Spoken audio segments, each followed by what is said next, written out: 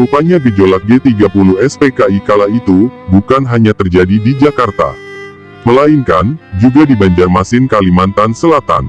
Sebagai partai besar yang mengklaim dukungan jutaan rakyat, Partai Komunis Indonesia (PKI) memiliki cabang dan biro di beberapa provinsi, khususnya daerah-daerah yang ada pemusatan ABRI. Kalsel salah satu di antaranya. Di Kalsel, Komite Daerah Besar CDB PKI memiliki sosok sentral Abu Amar Hanafiyah, atau biasa dikenal Amar Hanafiyah. Amar Hanafiyah sendiri adalah seorang guru agama asal Sumatera Barat yang mengajar ilmu agama di Kalsel. Dia menjadi sekretaris CDB PKI Kalimantan Selatan.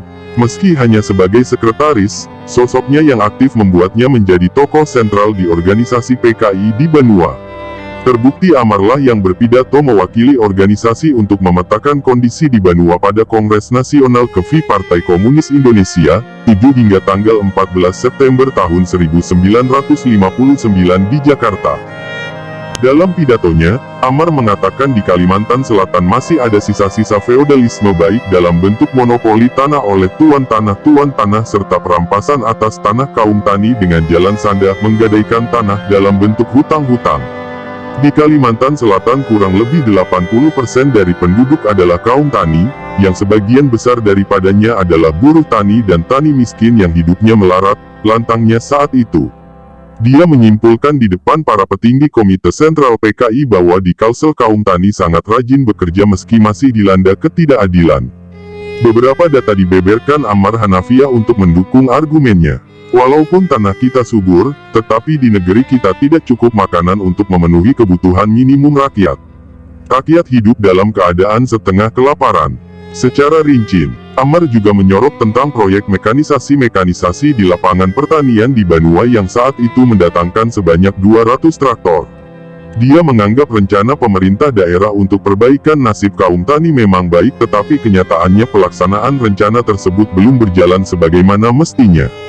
Amar mengatakan kaum tani di Kalimantan Selatan seperti juga di daerah-daerah lain di Indonesia sudah berabad-abad dan turun-temurun berada di bawah penindasan feodal dan kelas-kelas pengisap lainnya, tetapi hanya disuruh sabar, oleh karena itu mereka harus bersyukur dan sabar menerima takdir tersebut. Pada saat pemberontakan PKI pada tanggal 30 September tahun 1965 meletus, Amar yang kemudian menjadi Ketua CDB PKI Kalimantan Selatan mendatangi Pangdam X Lambung Mangkurat Brigjen Amir Mahmud pada pagi tanggal 1 Oktober tahun 1965. Dengan nekat, ia mendesak agar Pangdam mau menjadi anggota Dewan Revolusi. Akan tetapi Pangdam Lambung Mangkurat menolak dengan tegas. Masyarakat Kalsel sendiri saat itu dilanda kebingungan karena kabar-kabar yang datang tidak begitu jelas. Amar Hanafiyah sendiri menyatakan gerakan tanggal 30 September didukung oleh tokoh-tokoh di Jakarta. Karena itu, Pangdam X Lambung Mangkurat, jangan berani menolak keanggotaan Dewan Revolusi dan di Kalimantan Selatan harus segera dibentuk Dewan Revolusi. Akhirnya, pada tanggal 6 Oktober tahun 1965, berbagai parpol dan ormas melakukan menuntut agar PKI dibubarkan.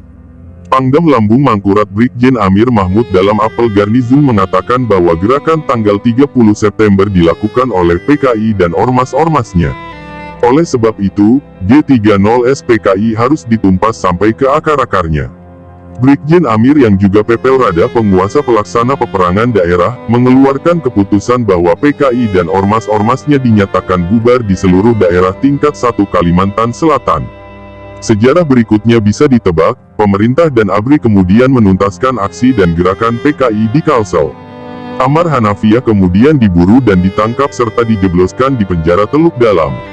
Di tahun 80-an, kemudian Amar Hanafiyah bersama 9 tokoh PKI di Kalsel dihukum mati.